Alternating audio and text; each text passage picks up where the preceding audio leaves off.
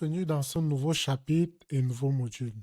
Nous sommes au module 4 qui est intitulé Maîtriser les partitions et la scalabilité. Découvrez les vraies forces de Kafka pour la tolérance aux pannes et la montée en charge. Que sont les partitions et pourquoi c'est essentiel? Définition technique des partitions. Une partition est une unité fondamentale de stockage et de parallélisme dans Apache Kafka. Chaque topic est découpé en une ou plusieurs partitions qui sont des journaux ou logs ordonnés et immuables.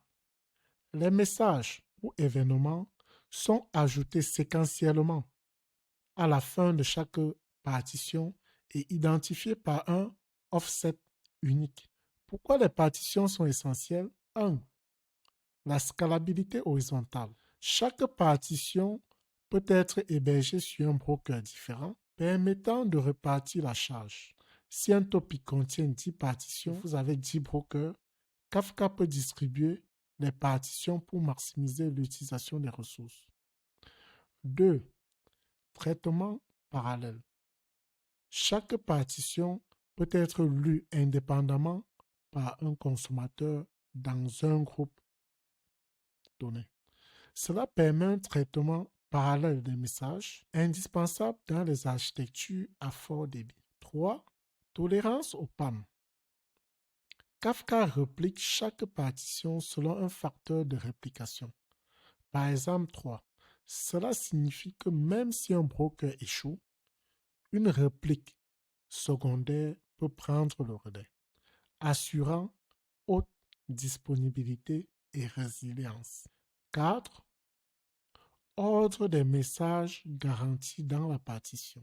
Comme on l'a vu dans un précédent chapitre, l'ordre est garanti dans la partition, mais pas globalement entre les partitions. Mais dans une partition, l'ordre est garanti. Exemple illustratif. Imaginez un topic transaction découpé en 6 partitions. Cela permet 6 consommateurs en parallèle pour le traitement des transactions. Une scalabilité verticale, on peut ajouter plus de consommateurs selon le débit. Quand la scalabilité est verticale, nous pouvons ajouter plus de consommateurs si le débit est bon.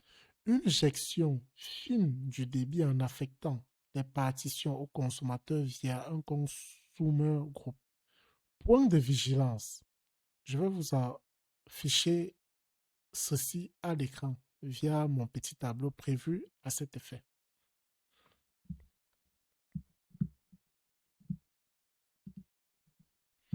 Là devant vous, vous avez ce qu'on va appeler point de vigilance. Risque et explication.